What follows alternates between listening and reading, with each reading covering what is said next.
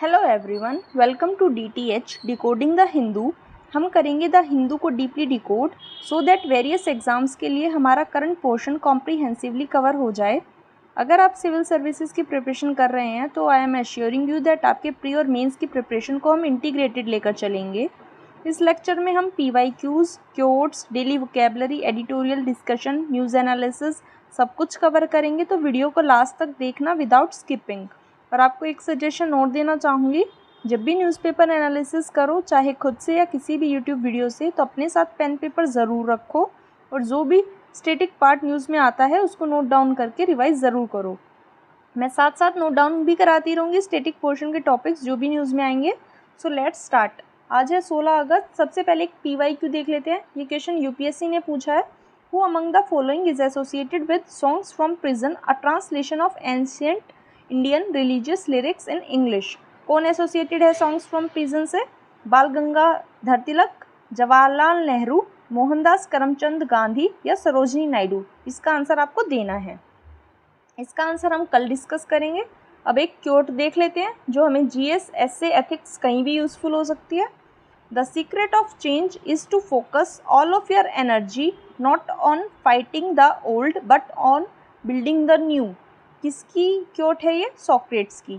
ये क्योट आप note down करके रख लीजिए। ये आपको GS पेपर्स में, एथिक्स में, ऐसे में कहीं भी काम आ सकती है। अब आते हैं न्यूज़ एनालिसिस पे। आज के न्यूज़ एनालिसिस में एज सच आर्टिकल्स इतने इम्पॉर्टेंट नहीं है फ्रंट पेज पे, लेकिन हमारे प्राइम मिनिस्टर ने कल इंडिपेंडेंस डे के इवेंट पे 5 प्रण लेने के लिए सभी सिटीजन्स को कहा है। वो 5 प्रण कौन कौन से हैं? डेवलप्ड इंडिया के लिए एक प्रण लेना, कोई भी कॉलोनियल माइंडसेट है उसको रिमूव करना। कॉलोनियल माइंडसेट का एग्जांपल एक ऐसे देख सकते हैं कि ट्रांसजेंडर कम्युनिटी को एक कम्युनिटी के तौर पे आइडेंटिफाई नहीं किया जाता था, ये कॉलोनियल माइंडसेट है। या फिर अनटचेबल्स को अनटचेबल समझा जाता था, कॉलोनियल माइंडसेट है ये भी। इन सब बुराइयों को, एविल्स को रिमूव करना। थर्ड प्लेस क्या कहा है? हमारी विरासत है उस पे गर्व करना, हमारे पास बहुत रिच लिगेसी है उस पे हमें फ़ख्र होना चाहिए। और चौथा क्या है? यूनिटी की, एकता की स्ट्रेंथ को समझना। और 5वां प्रण कौन सा है? कि सिटीजन्स की जो भी ड्यूटीज़ हैं वो अपनी ड्यूटीज़ पूरी ईमानदारी के साथ फुलफ़िल करें। इन 5 प्रण पे, इन 5 प्लेजेस पे फोकस देने के लिए हमारे प्राइम मिनिस्टर ने सभी सिटीजन्स को कहा है। इस आर्टिकल में एज सच और कुछ इम्पोर्टेंट नहीं है। यहाँ एक पिक्चर है हुमायूं टॉम्ब की। हुमायूं टॉम्ब के बारे में थोड़ा सा देख लेते हैं, इम्पॉर्टेंट है। हुमायूं टॉम्ब मुग़ल आर्किटेक्चर का एक स्पेसिमेन है। ये किसके अंडर है? कौन इसको प्रोटेक्ट करता है? इसको प्रोटेक्ट करती है आर्कियोलॉजिकल सर्वे ऑफ इंडिया। ये किसके अंडर है? मिनिस्ट्री ऑफ कल्चर के अंडर है। उसके बाद कब बनाया गया था इस टॉम्ब को? इस टॉम्ब को बनाया गया था 1570 में। और इसकी एक मेन सिग्निफिकेंस क्या है कि ये फर्स्ट गार्डन टॉम्ब है इंडियन सब कॉन्टिनेंट का। फर्स्ट गार्डन टॉम्ब का मतलब ऐसी टॉम्ब, ऐसी जहाँ टॉम्ब के साथ साथ गार्डन भी है। तो ये इसकी सिग्निफिकेंस है। इसने काफ़ी सारे आर्किटेक्चर कंस्ट्रक्शन को इंस्पायर किया है। ताजमहल भी इंस्पायर हुआ है इसी से। ताजमहल को बनाने में भी हुमायूं टॉम्ब से कुछ आर्किटेक्चरल इनोवेशंस का यूज़ किया गया है। किसने बनवाया था ये बनवाया था मुग़ल एम्पीरियर अकबर ने। हुमायूं टॉम्ब मुग़ल एम्पीरियर अकबर ने बनवाया था। और सबसे मेन बात, इसको क्या कहा जाता है? Dormitory of Mughals. वो किस लिए? क्योंकि यहाँ 150 से ज़्यादा मुग़ल फैमिली मेम्बर्स को बरी किया गया है। केवल हुमायूं टॉम्ब में केवल हुमायूं को ही नहीं, मुग़ल मेंबर्स के 150 से भी ज़्यादा मेंबर्स को बरी यहाँ किया गया है। ये चारबाग का एक एग्जाम्पल है। चारबाग का मतलब ऐसा गार्डन जहाँ 4 रिवर्स बह रही हैं और वो एक क्वाड्रिलेटरल की फॉर्म में उस गार्डन को बना रही हैं। उसके बाद यूनेस्को ने इसको वर्ल्ड हेरिटेज साइट घोषित किया था 1993 में। ये इम्पॉर्टेंट है। आपको बताना है अभी इंडिया में करंटली कितनी वर्ल्ड हेरिटेज साइट है, ये इंपॉर्टेंट हो सकता है, प्लस कोई नई ऐड हुई है तो उसका नाम और उसकी लोकेशन भी आपको पता होनी चाहिए। अब एक चीज़ ये भी इम्पॉर्टेंट है कि हुमायूं टॉम्ब जो है वो इंडियन, पर्शियन और टर्किश आर्किटेक्चरल स्टाइल का मिक्सचर है। केवल इंडियन नहीं है, केवल पर्शियन नहीं है, या फिर केवल टर्किश नहीं है, ये भी इम्पॉर्टेंट है। और इसमें सबसे ज़्यादा कौन कौन से स्टोन यूज़ किए गए हैं, रेड सैंडस्टोन और वाइट मार्बल। ये कुछ इंपॉर्टेंट चीज़ें थी हुमायूं टॉम्ब के बारे में, इम्पॉर्टेंट हो सकती हैं। उसके बाद आ जाते हैं नेक्स्ट आर्टिकल पे। यहाँ आपको पता है फ्रीबीज़ पे काफ़ी इशू चल रहा है कंट्री में। ऑल्दो फ्रीबीज़ पे कोई इम्पॉर्टेंट आर्टिकल आएगा तो हम इसको और अच्छे से डिटेल में डिस्कस कर लेंगे, लेकिन फ़िलहाल जो दिल्ली गवर्नमेंट फ्री एजुकेशन और free hospitals, health care provide कराती है, उसको डिफेंड करने के लिए उन्होंने एक डाटा दिया है। The data would be important for the examination. Data क्या दिया है कि ऐसा नहीं है कि फ्री एजुकेशन या फ्री हेल्थ केयर केवल इंडिया प्रोवाइड करा रहा है। उन्होंने एग्जांपल दिया है कि ऐसा 39 कंट्रीज़ में होता है, इंक्लूडिंग यूएस, ऑस्ट्रेलिया, इंग्लैंड, ये बड़े बड़े नाम हैं, फ्रांस, जर्मनी, बड़े नाम हैं।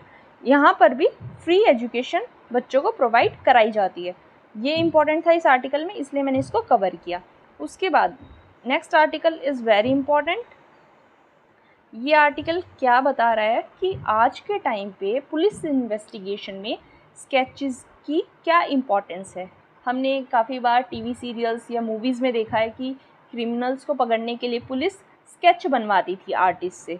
तो इस आर्टिकल में बताया गया है कि इतनी टेक्नोलॉजिकल एडवांसमेंट के बाद भी आज भी स्केचेस का रेलिवेंट काफ़ी है। वो कैसे, एक एग्ज़ाम्पल दिया कि माइनर गर्ल्स को कोई मोलेस्टेट करके भाग गया था किसी स्कूल में, तो उस स्कूल में ना ही सीसीटीवी कैमरास थे, तो पुलिस के पास कोई लीड भी नहीं थी उस केस में। तो उस केस में पुलिस ने उन माइनर गर्ल्स की हेल्प से उसका कल्प्रिट का स्केच बनवाया और उस स्केच के थ्रू वो उस कल्प्रिट को ढूंढ पाए। यहाँ इसका रेलिवेंस बताया गया है, लेकिन 2-3 चीज़ें इसमें नोट करने वाली हैं। वो क्या कि अब स्विच आ गया है स्केच मेकिंग प्रोसेस में। स्विच कैसे आया है, पहले आर्टिस्ट बनाते थे, आर्टिस्ट की हेल्प लेनी होती थी पोर्ट्रेट्स को स्केच करने के लिए, लेकिन अब ये काम किसकी हेल्प से हो रहा है, सॉफ्टवेयर की हेल्प से। प्लस आर्टिस्ट, स्पेशलाइज्ड आर्टिस्ट चाहिए होते थे पहले, अब क्या किया जाता है, कांस्टेबल्स और सब कांस्टेबल्स, सब इंस्पेक्टर्स को ही ट्रेन कर दिया जाता है और वही लोग क्या बना पाते हैं, डिजिटल स्केचेस। डिजिटल स्केचेस काफ़ी रेलिवेंट हो गया है। उसके बाद हमें पता है कि डिजिटली कोई भी चीज़ हम बनाएंगे तो वो ज़्यादा एक्यूरेसी प्रोवाइड करेगी हैंडमेड ड्राइंग से। इसीलिए यहाँ यही कहा गया है कि डिजिटली जो पोर्ट्रेट या फिर स्केचेस बनाए जाते हैं वो क्या होते हैं, higher accurate. Obviously higher accurate होंगे क्योंकि ह्यूमन कोई भी काम करते हैं तो उसमें एरर होने की पॉसिबिलिटी ज़्यादा होती है। इसमें ये मैंने आपको ऑलरेडी बता दिया कि पहले क्या था कि टाइम कंज्यूमिंग प्रोसेस थी, क्योंकि कोई भी आपको आर्टिस्ट ढूंढना है, आर्टिस्ट को टाइम लग सकता है स्केच बनाने में। अब सॉफ्टवेयर की हेल्प से इजी हो गया है। कांस्टेबल्स और इंस्पेक्टर्स को 1 वीक ट्रेनिंग दी जाएगी, इसके लिए 1 वीक ट्रेनिंग इनको प्रोवाइड की जाएगी। सॉफ्टवेयर को यूज़ करना सिखाएंगे। कौन सिखाएगा, नेशनल क्राइम रिकॉर्ड्स ब्यूरो, ये इनको सॉफ्टवेयर यूज़ करना सिखाएगा। पहले क्या था कि स्किल चाहिए थी, आर्टिस्ट चाहिए होता था स्केच बनवाने के लिए, टाइम टेकिंग भी थी, लेकिन अब सॉफ्टवेयर की हेल्प से टाइम रिड्यूस हो गया है, एक्यूरेसी बढ़ गई है। लेकिन एक चीज़ इसमें इम्पॉर्टेंट क्या बताई है इस आर्टिकल में कि एक्यूरेसी जो स्केच की होती है वो किसके ऊपर डिपेंड करती है कि जो ऑफिसर है वो आई विटनेस से कितने ज़्यादा और कितने एक्यूरेट मैनर में इंफॉर्मेशन निकलवा पाए।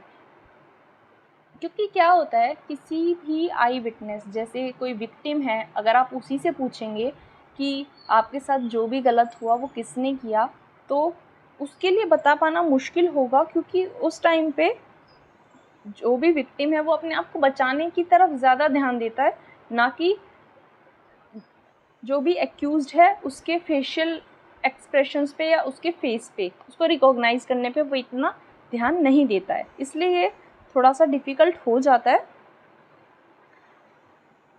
स्केच मेकिंग के लिए जो नोडल यूनिट है वो कौन है? Delhi police crime records office. ये नोडल एजेंसी या नोडल यूनिट है, और किसी भी डिस्ट्रिक्ट के पुलिस स्टेशन को अगर स्केच बनवाने की रिक्वायरमेंट होती है तो वो इनके पास स्केच रिक्वेस्ट भेज देते हैं। अब इनएक्यूरेसीज़ की बात कर लेते हैं। इनएक्यूरेसीज़ का मतलब क्या है? कई बार ऐसा भी हुआ है कि जो स्केच बना है पुलिस के पास, वो उसने पुलिस को मिसगाइड किया है। मिसगाइड इन द सेंस कि पुलिस ने किसी गलत इंसान को भी अरेस्ट कर लिया है, ऐसे केसेस भी आए हैं। तो फिर इस चीज़ को बैलेंस करने के लिए पुलिस ने कहा, या फिर एक काउंटर पॉइंट ये हो सकता है कि किसी को भी अरेस्ट तो स्केच के बेस पे किया जा सकता है, लेकिन उसको एश्योर कराया जाएगा आई विटनेस से और कंप्लेनेंट से कि जिस पर्सन को अरेस्ट किया है क्या वही एक्यूज्ड है या नहीं, ये श्योर करवाया जाएगा आई विटनेस से और कंप्लेनेंट से। स्केच का वहाँ कोई रोल नहीं होगा। स्केच का रोल केवल इतना है कि जहाँ पुलिस को कोई लीड नहीं मिल रही है वहाँ स्केच एक हेल्पफुल रोल प्ले कर सकता है। इस आर्टिकल में यही था।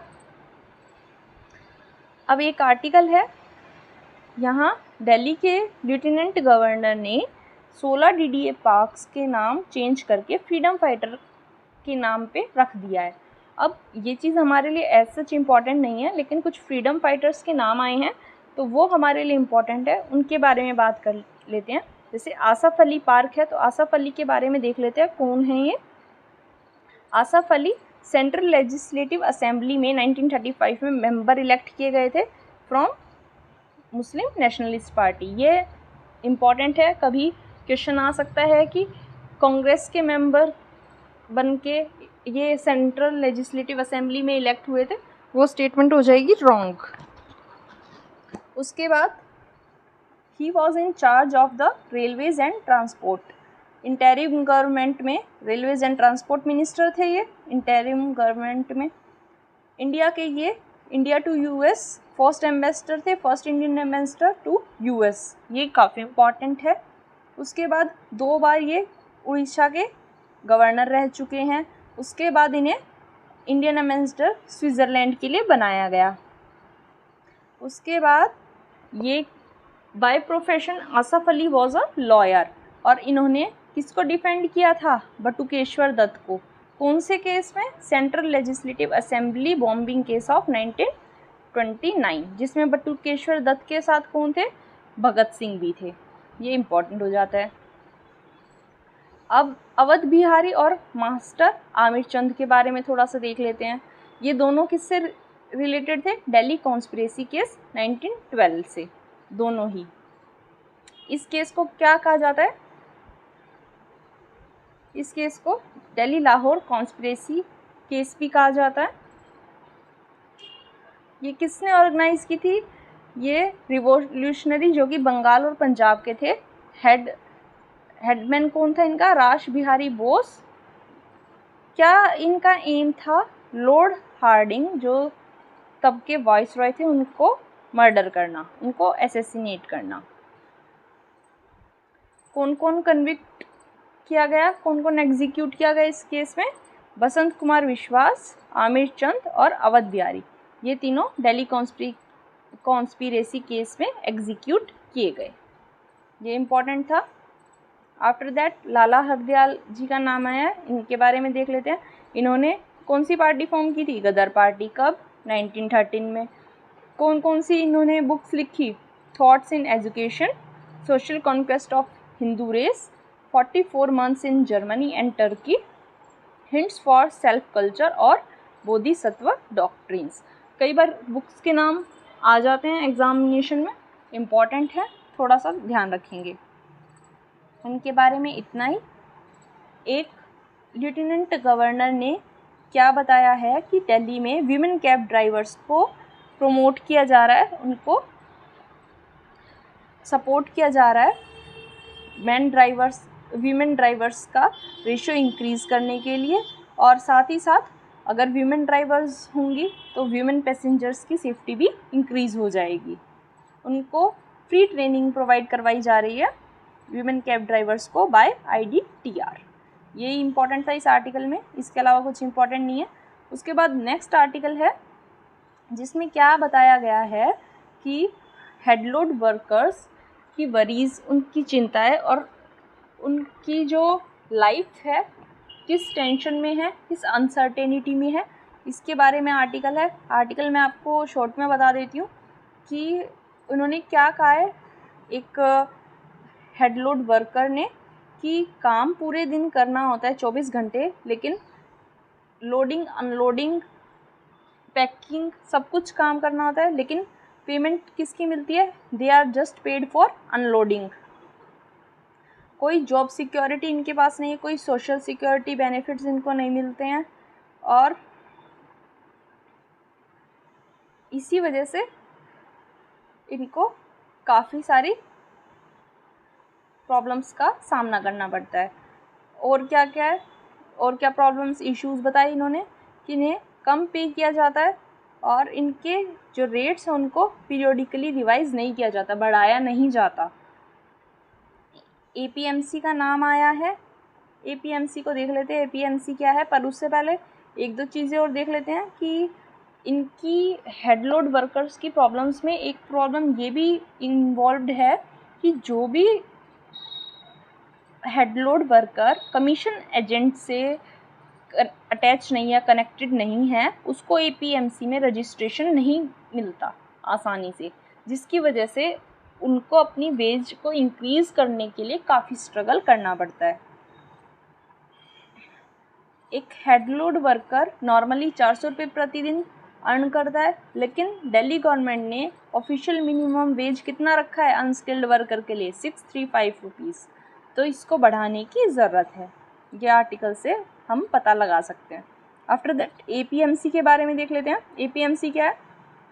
किसी भी स्टेट को डिवाइड किया गया है मार्केट्स में, छोटी छोटी यूनिट्स और मार्केट्स में अलग अलग जगह पे, उसी को क्या कहते हैं? APMC, marketing committee. किसके अंडर ऑपरेट करती है ये? स्टेट गवर्नमेंट के अंडर। उसके बाद कौन रेगुलेट कौन करते हैं एग्रीकल्चर मार्केट्स को? Agriculture produce marketing committee. APMC act क्या कहता है कि स्टेट्स क्या इस्टेब्लिश करेंगी? एग्रीकल्चरल मार्केट, जिनको मंडीज भी कहा जाता है। उसके बाद बेनिफिट क्या है APMC के? ये फार्मर्स को एक्सप्लॉइटेशन से बचाती हैं। APMC में जब फार्मर अपने प्रोड्यूस को ले आएगा तो एक्सप्लॉइटेशन से बच पाएगा। किसके एक्सप्लॉइटेशन से? क्रेडिटर्स के और अलग अलग इंटरमीडियरीज़ के। उसके बाद कि फार्म के रिटेल प्राइस ज़्यादा ना बढ़ें, एकदम ना अनरीजनेबली ना बढ़ें, और फार्मर्स को टाइम पर अपनी पे मिल जाए। ये किसका काम होता है? APMC मार्केट्स का। After that storage facility provide करवाता है, गोडाउन्स फार्मर्स को, पुअर फार्मर्स को हेल्प हो जाए जिससे। उसके बाद फार्मर्स अपनी प्रोड्यूस को डायरेक्ट कंज्यूमर्स को बेच सकते हैं, कोई भी इंटरमीडियरीज नहीं होगा वहाँ, तो उनको बेनिफिट होगा। प्राइस को कंट्रोल करने में भी APMC हेल्पफुल होती हैं। उसके बाद इश्यूज़ देख लेते हैं APMC में क्या इश्यूज़ हैं। मोनोपोली हो जाती है APMC की। अब फार्मर्स को क्या है, फार्मर्स अपनी प्रोड्यूस APMC को ही बेचेंगे, तो फार्मर्स बेटर कस्टमर से नहीं मिल पाएंगे और कस्टमर्स ओरिजिनल सप्लायर से नहीं मिल पाएंगे। इसको मोनोपोली समझ सकते हैं हम APMC की। कार्टिलाइजेशन क्या होता है? कई बार एजेंट्स जो होते हैं वो लोग एक साथ कार्टेल फॉर्म कर लेते हैं, और जब फार्मर अपनी प्रोड्यूस के लिए बिड लगाता है तो वो एक जगह एक रेट फिक्स कर देते हैं, उससे हाई रेट पर उसकी प्रोड्यूस को लेने से मना कर देते हैं। वो क्या हो जाती है? कार्टेलाइजेशन। उसके बाद एंट्री बैरियर्स हैं काफ़ी, लाइसेंस फ़ी लगती है जो कि काफ़ी हाई होती है, और रेंट जो होता है शॉप्स का मंडीज़ में वो भी काफ़ी हाई होता है, जिसकी वजह से हर फार्मर पहुंच नहीं पाता और कंपटीशन कम हो जाता है। हाई कमीशन फार्मर्स को पे करना पड़ता है, मार्केटिंग फ़ी पे करनी पड़ती है जो कि प्रोड्यूस की कॉस्ट को बढ़ा देती है। ये सब इसके इश्यूज़ हैं। एक मॉडल APMC एक्ट आया था 2003 में, उसके प्रोविज़न्स को हम कभी बाद में देखेंगे। उसमें भी काफ़ी प्रोविज़न्स दिए गए हैं और उसमें भी काफ़ी इश्यूज़ एसोसिएटेड हैं, तो वो भी एक एग्जैक्ट सॉल्यूशन नहीं था, उसको हम कभी बाद में देखेंगे। नेक्स्ट आर्टिकल पे चलते हैं। नेक्स्ट आर्टिकल, ऑल्दो कल इंडिपेंडेंस डे था तो आर्टिकल्स सभी उसी से रिलेटेड हैं, लेकिन जहाँ कोई फ्रीडम फाइटर है और इम्पॉर्टेंट है वहाँ मैं कवर करती जा रही हूँ। यहाँ है नाम आया बाबा राम सिंह, भगत सिंह, शहीद राजगुरु, शहीद सुखदेव, लाला लाजपत राय, इन सभी का। बाबा राम सिंह के बारे में देख लेते हैं। बाबा राम सिंह ने कौन सी मूवमेंट को स्टार्ट किया था? कुका मूवमेंट को। इम्पॉर्टेंट है, कुका मूवमेंट के बारे में देख लेते हैं। कुका मूवमेंट, कुकास जो थे उनको नामधारीज भी कहा जाता था, और ये क्या था? सिखिज्म के अंदर ही एक सेक्ट था। ये मूवमेंट इन्होंने स्टार्ट तो की थी रिलीजियस प्योरिफिकेशन के लिए, लेकिन ये बाद में एक पॉलिटिकल ओवरटोन ले गई सो दैट पंजाब से फॉरेन पावर को भगाया जा सके और सिख रूल को इस्टेब्लिश किया जा सके। कुका मूवमेंट में बस यही था। उसके बाद हमें पता है भगत सिंह, राजगुरु और सुखदेव, ये तीनों कौन से केस से रिलेटेड हैं? These are related with Lahore conspiracy case. Lahore conspiracy case से एसोसिएटेड हैं। और लाहौर कॉन्स्पिरेसी केस में क्या था? लाला लाजपत राय जो कि साइमन कमीशन के खिलाफ, साइमन रिपोर्ट के खिलाफ जब प्रोटेस्ट कर रहे थे तो लाठी चार्ज किया गया। उस लाठी चार्ज में लाला लाजपत राय को इतनी लाठी मारी गई कि उनकी अगले दिन डेथ हो गई, जिस वजह से भगत सिंह, राजगुरु और सुखदेव ने जो सॉन्डर्स थे उनका मर्डर कर दिया था। और ये क्या था? Lahore conspiracy case. ये इसमें इम्पोर्टेंट था। यहाँ भीमराव अंबेडकर जी का भी नाम आया है, इनके बारे में भी थोड़ा सा देख लेते हैं। भीमराव अंबेडकर, जिनको बाबा साहेब अंबेडकर भी कहा जाता था, इंडियन कॉन्स्टिट्यूशन के one of the main architect थे ये, और इन्होंने अपनी लाइफ को अनटचेबिलिटी और सोशल इनइक्वालिटी को ख़त्म करने के लिए डेडिकेट किया था। 1923 में इन्होंने बहिष्कृत हितकर्णी सभा का सेटअप की थी, बनाई थी, आउटकास्ट वेलफेयर एसोसिएशन, जो कि क्या कर रही थी? एजुकेशन प्रोवाइड करवा रही थी अनटचेबल्स को या फिर डाउन ट्रोडन को। टेम्पल एंट्री मूवमेंट इन्होंने लॉन्च की थी 1930 में। कौन से टेम्पल में? कालाराम टेम्पल नासिक में। किसके लिए? ह्यूमन राइट्स के लिए, वही अनटचेबल्स के लिए, ह्यूमन राइट्स के लिए। नोटेड है कि इन्होंने तीनों की तीनों राउंड टेबल कॉन्फ्रेंस लंदन में जो हुई थी वो अटेंड की थी। इन्होंने पूना पैक्ट साइन किया था गांधी जी के साथ। पूना पैक्ट क्या था? जब कम्युनल अवार्ड 1932 में अनाउंस किया गया, जो कि बात करता था कि डिप्रेस्ड क्लासेस को सेपरेट इलेक्टोरेट दिए जाएंगे, तब गांधी जी ने फास्ट रखा था येरावड़ा जेल में। उसको फिर किस तरह ख़त्म किया गया फास्ट को?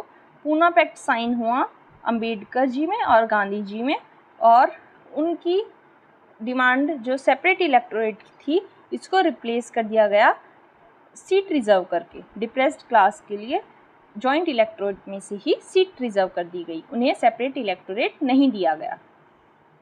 आफ्टर दैट कुछ इम्पॉर्टेंट वर्क्स हैं डॉक्टर अम्बेडकर के: Mook Nayak, Janata, the annihilation of caste, the untouchables, Buddha और कार्ल मार्क्स। ये आपको थोड़ा सा आइडिया रखना है इनका, ये इम्पॉर्टेंट हो सकता है। आफ्टर दैट ब्रू रिफ्यूजीज़ की बात आई है। इसमें एज सच अभी फ़िलहाल इम्पॉर्टेंट कुछ नहीं है, लेकिन थोड़ा सा पता होना चाहिए कि ये कहाँ से थे। ब्रू रिफ्यूजीज़ मिज़ोरम के थे। इन्हें परमानेंट स्टेटस त्रिपुरा में दिया गया है। सबसे इम्पॉर्टेंट इसके बारे में क्या है कि ये एक ब्रू रिफ्यूजीज़ PVTG है। PVTG मतलब particularly vulnerable tribal group. Total कितने PVTGs हैं हमारे पास? 75। इंडिया में 75 PVTGs हैं।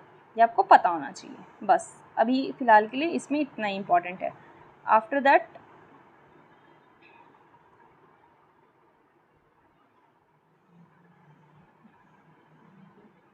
यहाँ हमारे पास एक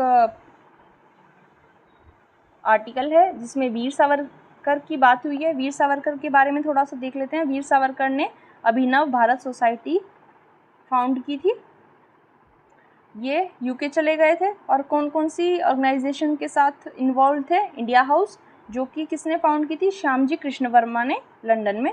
और कौन सी ऑर्गेनाइजेशन के साथ इन्वॉल्व थे? फ्री इंडिया सोसाइटी के साथ। प्रेसिडेंट थे हिंदू महासभा के कब से कब तक? 1937 टू 1943। एक बुक लिखी थी the history of the war of Indian independence, जिसमें इन्होंने 1857 में जो सिपाही म्यूटिनी हुई थी उसमें गुरिल्ला वारफेयर का जो यूज़ था उसके बारे में लिखा है। एक बुक और थी इनकी, क्या नाम था? Hindutva, who is Hindu. ये बुक्स के नाम आपको याद होने चाहिए, इम्पॉर्टेंट हैं। आफ्टर दैट एडिटोरियल पे आ जाते हैं। एडिटोरियल काफ़ी इम्पॉर्टेंट है हमारे पास। 2 एडिटोरियल्स हैं। ये नॉर्थ ईस्ट के इंटीग्रेशन के बारे में बात करता है कि आज हमारी नॉर्थ ईस्ट को इंटीग्रेट हुए इतने साल हो गए हैं, लेकिन अभी भी नॉर्थ ईस्ट हमारी मेन स्ट्रीम इंडिया से अच्छी तरह से कनेक्ट नहीं हो पाया है। क्या कहा गया है? राइटर ने क्या कहा है कि ऑल्दो बीजेपी रूल कर रही है नॉर्थ ईस्ट में, काफ़ी जगह उसकी गवर्नमेंट है बीजेपी की, लेकिन still North East people are opposing various central government bills, जैसे सिटीज़न अमेंडमेंट एक्ट जो है वो अपोज किया जा रहा है। एफ्स्पा भी अभी एक इशू है, लेकिन फिर भी इन सब डिफरेंस ऑफ ओपिनियन के बाद भी नॉर्थ ईस्ट में बीजेपी की गवर्नमेंट है। तो इस चीज़ को हम कॉरिलेट नहीं कर सकते कि बीजेपी की गवर्नमेंट के साथ लोगों का सपोर्ट है, क्योंकि ऑल्दो वहाँ बीजेपी को लोग इलेक्ट भी कर रहे हैं और सेंट्रल की बीजेपी को के जो बिल्स हैं उनको अपोज कर रहे हैं। तो इस चीज़ को समझने की ज़रूरत है। इस आर्टिकल में हमारे पास जो इम्पॉर्टेंट है वो क्या है? 6th schedule. 6th शेड्यूल किसके बारे में बात करता है कि असम, मेघालय, 4 स्टेट्स जो हैं, असम, मेघालय, त्रिपुरा और मिज़ोरम, इन 4 स्टेट्स में डिफरेंट एडमिनिस्ट्रेटिव यूनिट्स गवर्नर के द्वारा बनाई जाएंगी, जो कि ट्राइबल लोगों के लिए होंगी। ट्राइबल पीपल के लिए डिफरेंट एडमिनिस्ट्रेटिव यूनिट्स बनाई जाएंगी। 6th शेड्यूल उनके लिए है। एफ्स्पा क्या है? आर्म्ड फोर्सेस को स्पेशल पावर्स देता है। कहीं भी अगर लॉ एंड ऑर्डर बिगड़ता हुआ दिखे तो आर्मी के पास स्पेशल पावर्स होती हैं उस केस में, ये उससे रिलेटेड है। उसके बाद नागालैंड का बताया। इस आर्टिकल में इम्पॉर्टेंट क्या है? You must be knowing that कौन सा स्टेट कब स्टेट बना था इंडिया में, या फिर कब उसको स्टेट का दर्जा दिया गया था। अब जैसे नागालैंड को स्टेट 1963 में बनाया गया, उसके बाद मेघालय को स्टेट बना दिया गया था 1972 में। 1972 में मेघालय को, त्रिपुरा को और मणिपुर को स्टेटहुड दे दिया गया था, लेकिन अरुणाचल प्रदेश को और मिज़ोरम को 1987 में स्टेट्स बनाया गया है। तो ये आपको क्रोनोलॉजी पता होनी चाहिए कि कौन सी स्टेट को कब स्टेटहुड मिला है। ये एग्ज़ाम में आ भी चुका है और वेरियस गवर्नमेंट एग्ज़ाम्स में ये क्वेश्चन मेनली पूछा जाता है। आफ्टर दैट इसमें और कुछ नहीं है आर्टिकल में, जस्ट यही इम्पॉर्टेंट है। अब नेक्स्ट जो एडिटोरियल है, उस एडिटोरियल में जवाहरलाल नेहरू ने जो भी देश की डेवलपमेंट में कंट्रीब्यूशन किया है उसके बारे में बात की गई है। ये काफ़ी कंट्रीब्यूशंस हैं, हर एरिया में हैं, एक ही एरिया में नहीं। उसमें इंक्लूडेड है सबसे पहले भाखड़ा नंगल डैम, भेल की formation, AIIMS, LIC, oil and natural gas corporation, Indian oil corporation, national library of India, national institute of design, ये सब उनकी डेवलपमेंट्स के हिस्सा है। और एजुकेशन में देखें, एजुकेशन में क्या, केंद्रीय विद्यालय का फॉर्मेशन, स्मॉल इंडस्ट्रीज़ को प्रमोट करने के लिए khadi and village industries commission का फॉर्मेशन। उसके बाद अगर स्मार्ट सिटीज़ देखा जाए तो स्मार्ट सिटीज़ का कॉन्सेप्ट जब लॉन्च भी नहीं हुआ था वर्ल्ड में, उस टाइम उन्होंने चंडीगढ़ को डिज़ाइन किया था मॉडर्न सिटी, स्मार्ट सिटी के तौर पे। इलेक्शन कमीशन ऑफ इंडिया और प्लानिंग कमीशन, जो कि अब रिप्लेस हो चुका है नीति आयोग से, इन दोनों को स्पेशल मेंशन किया गया है। ये किसके विज़न थे? नेहरूवियन विज़न के हिस्सा है। नेहरूवियन विज़न क्या था? डेमोक्रेसी अलोंग विद डेवलपमेंट, कि डेवलपमेंट तो होनी चाहिए लेकिन अलोंग विद डेमोक्रेसी, लोगों की इच्छा के और लोगों को साथ लेकर।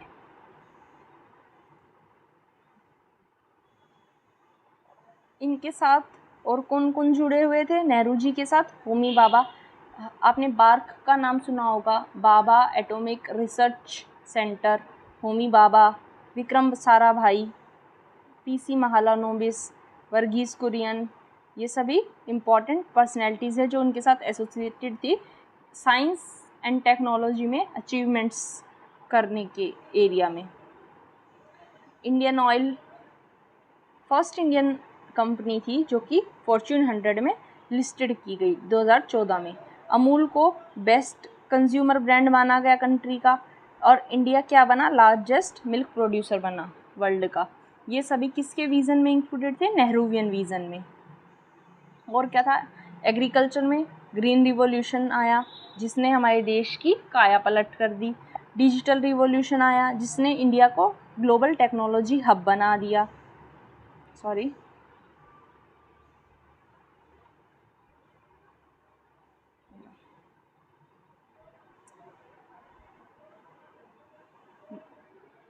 और इकोनॉमिस्ट के नाम आए हैं कुछ जिन्होंने नेहरूवियन मॉडल की सक्सेस में एक ग्रेट रोल प्ले किया है। MS Swaminathan, Sam Pitroda, doctor Manmohan Singh और नंदन नीलेकानी। आपका काम ये है आपको ये बताना है नंदन नीलेकानी कमेटी फॉर्म की गई थी, वो किस लिए थी, किस रीज़न से बनाई गई थी, ये इस आर्टिकल में यही इम्पॉर्टेंट था।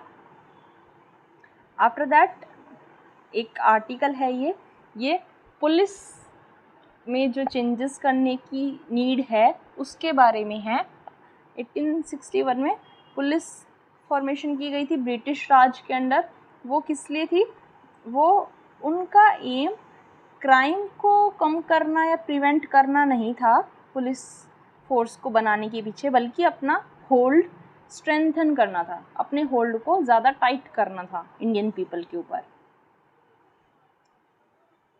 इसमें क्या कहा गया है कि चेंजेस काफ़ी किए गए हैं IPC में ब्रिटिश राज के बाद। जैसे 1958 में प्रोबेशन ऑफ ऑफेंडर्स एक्ट बनाया गया। इसका क्या था? इसका एम था कि ऑफेंडर्स को पनिश करने की बजाय उनको रिफॉर्म करना, उनको सुधारना, ना कि उनको पनिश करना।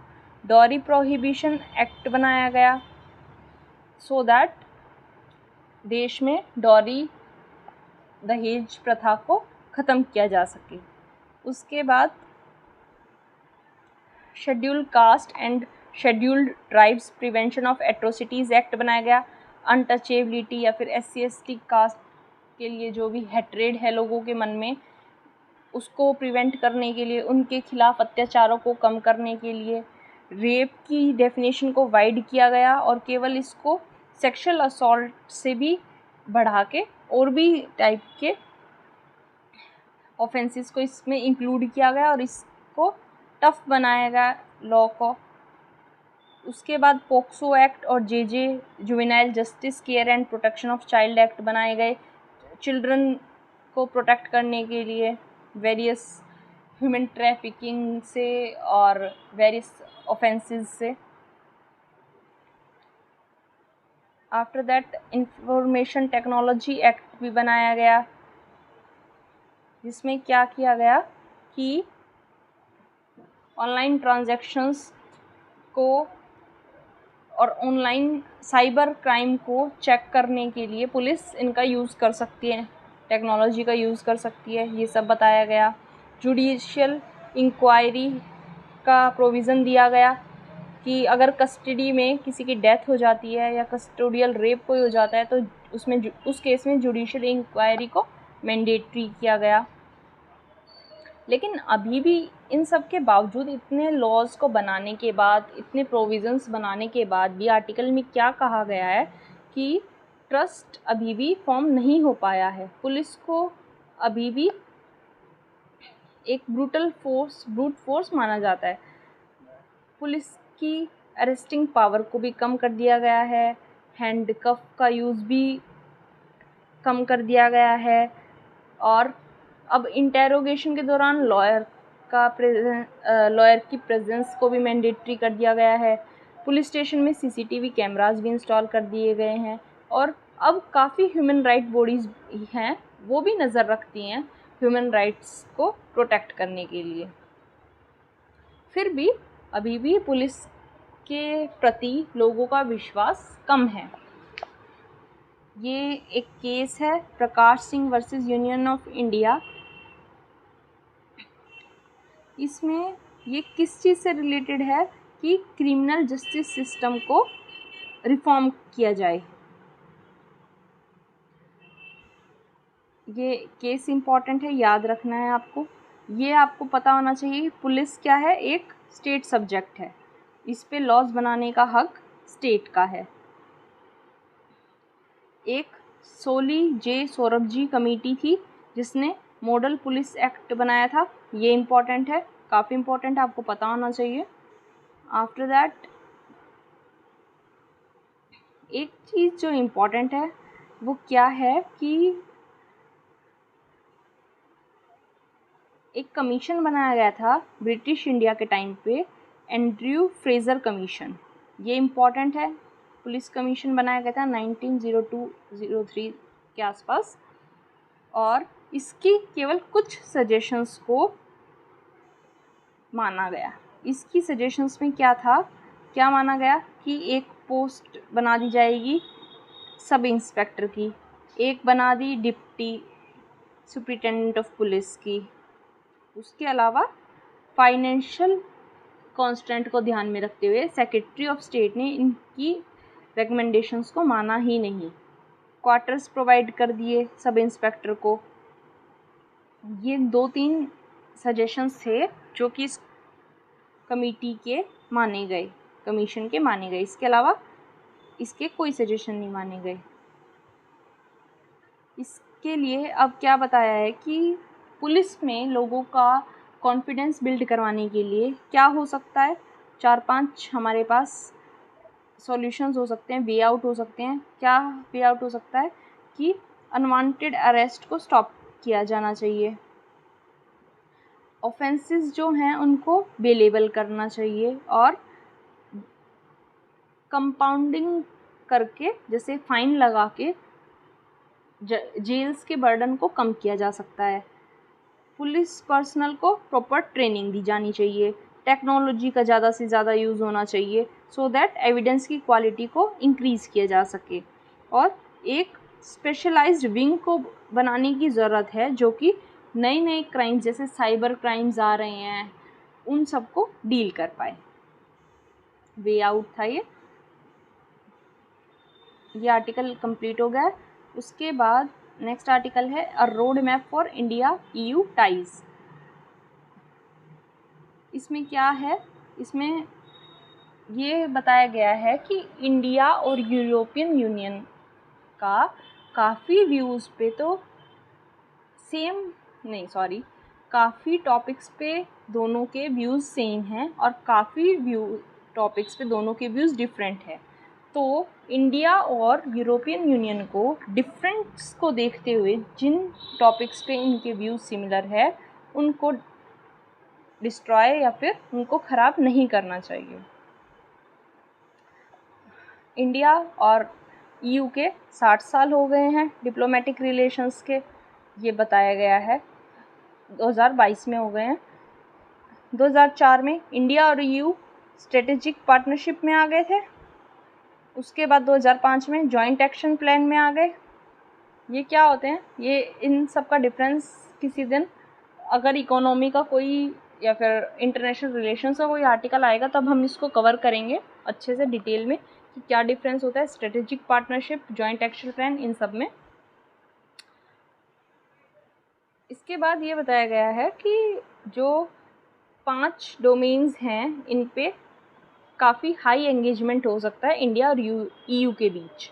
कौन कौन से हैं वो? फॉरेन पॉलिसी और सिक्योरिटी कोऑपरेशन में, ट्रेड एंड इकोनॉमी में, sustainable modernisation partnership, global governance and people to people relations. ये 5 डोमेन्स हैं जिस पे ये दोनों का एंगेजमेंट और बढ़ाया जा सकता है, इंडिया और यूरोपियन यूनियन का। अब देख लेते हैं क्या कोऑपरेशन चलता है इंडिया और ईयू के बीच।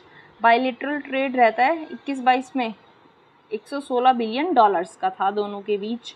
ईयू क्या है? इंडिया का सेकंड लार्जेस्ट ट्रेडिंग पार्टनर है यूएस के बाद और इंडियन एक्सपोर्ट्स का सेकंड लार्जेस्ट डेस्टिनेशन है। ये इम्पॉर्टेंट है। यूरोपियन कंपनीज़ की वजह से डायरेक्टली और इनडायरेक्टली इंडिया में 6.7 मिलियन जॉब्स क्रिएट हुई हैं। उसके बाद यूरोपियन यूनियन का एक देश है डेनमार्क। डेनमार्क के साथ इंडिया ने क्या साइन किया हुआ है? ग्रीन स्ट्रेटेजिक पार्टनरशिप साइन की है, जो कि किसके लिए है? क्लाइमेट चेंज, बायोडाइवर्सिटी और पोल्यूशन को एड्रेस करने के लिए। इंडिया नॉर्डिक समिट किससे रिलेटेड है? ग्रीन टेक्नोलॉजी पे बेसिस है और इंडस्ट्री को ट्रांसफॉर्म करने के लिए इंक्लूसिव ग्रोथ को एनहांस करेगी। ईयू की इम्पोर्टेंस पता चलती है इंडिया के लिए। और डिफेंस सेक्टर में भी ईयू का कोऑपरेशन काफ़ी बढ़ गया है और इंडिया का ईयू के साथ डिफेंस सेक्टर में कोऑपरेशन बढ़ाने का रीज़न क्या था? अपनी रशिया के ऊपर डिपेंडेंसी को कम करना, क्योंकि रशिया यूक्रेन कॉन्फ्लिक्ट को देखते हुए India is trying to reduce its dependency on Russia for its hardware needs. अब चैलेंजेस देख लेते हैं। चैलेंजेस क्या हैं? चैलेंजेस में है इंडिया ने रशिया को ओपनली कंडेम नहीं किया है, मतलब रशिया की सरेआम आलोचना नहीं की है यूक्रेन कॉन्फ्लिक्ट पे, इसलिए ईयू को इस चीज़ पे इंडिया से प्रॉब्लम है। और इंडिया का रशिया के साथ बढ़ता हुआ कोऑपरेशन भी ईयू के साथ इसके डिसएग्रीमेंट का एक बहुत बड़ा रीज़न है। लेकिन इंडिया का क्या स्टैंड है इस बात पे कि ईयू या फिर यूरोपियन यूनियन इंडिया को ब्लेम कर रहा है, लेकिन ईयू का खुद का गैस इंपोर्ट 45% रहा है रशिया से 2021 में। और ईयू के पास ईयू की जो चाइना को काउंटर करने की स्ट्रेटजी है वो भी एकदम क्लियर नहीं है, ये भी इंडिया का इशू है। ईयू जो है वो गलवान वैली में जो क्लैश हुआ था उस पे भी म्यूट रहा, उसमें भी इसने इंडिया को सपोर्ट नहीं किया, यहाँ भी इंडिया को प्रॉब्लम है। तो काफ़ी सारी एरियाज़ ऐसे हैं जहाँ इंडिया और ईयू के बीच में काफ़ी डिसएग्रीमेंट्स हैं। अब इसके लिए वे आउट क्या दिया गया है कि जो India EU free trade and investment agreement है 2021 में, ये एक राइट स्टेप हो सकता है इन दोनों के रिलेशनशिप को फिर से स्ट्रॉन्ग करने के लिए। और ईयू जो है वो केवल ट्रेडिंग ब्लॉक नहीं बल्कि और भी ज़्यादा एंगेज होना चाहता है इंडिया के साथ, तो इसलिए इंडिया को ये अपॉर्चुनिटी मिस नहीं करनी चाहिए और यूरोपियन यूनियन के साथ कोलैबोरेट करना चाहिए डिफरेंसेस को सॉल्व करके। ये दो आर्टिकल इम्पॉर्टेंट थे इस पेज में। यहाँ नेक्स्ट आर्टिकल है वो रिलेटेड है नगोर्नो काराबाग से। आर्टिकल हमारे लिए इम्पॉर्टेंट नहीं है। ये नगोर्नो काराबाग क्या है, ये एरिया एक डिस्प्यूटेड एरिया है कौन कौन सी कंट्रीज़ के बीच, आर्मेनिया और अजरबैजान। ये हमें पता होना चाहिए, ये इम्पॉर्टेंट है। 2-3 एरियाज़ हैं जो न्यूज़ में आए हैं, क्योंकि हमने देखा है UPSC could ask the location of places. तो ये Stepanakert, I am sorry if I am pronouncing it wrong, एक लेचिन कॉरिडोर, ये दो आपको पता होने चाहिए। ये कहाँ है, इनकी लोकेशन आपको मैप पे ज़रूर देखनी है, ये इम्पॉर्टेंट है। बस आज के न्यूज़पेपर में यही इम्पॉर्टेंट था। एज सच आज के पेपर में और कुछ इम्पॉर्टेंट नहीं है। एक छोटा सा इम्पॉर्टेंट आर्टिकल ये भी है, ऑल्दो ये टेक्नोलॉजी से रिलेटेड है, लेकिन एक रिपोर्ट का नाम आया है। रिपोर्ट का नाम क्या है, Asia Pacific employment and social outlook 2020 navigating the crisis towards the human centred future of work. ये ILO ने निकाली है ये रिपोर्ट, ये इम्पॉर्टेंट है।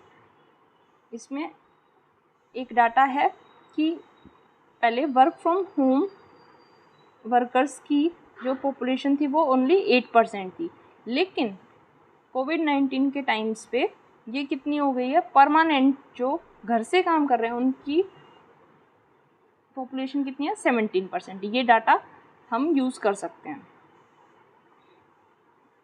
ये इतना ही था, ये आज के न्यूज़पेपर का एनालिसिस था। आई होप आपको समझ आया होगा।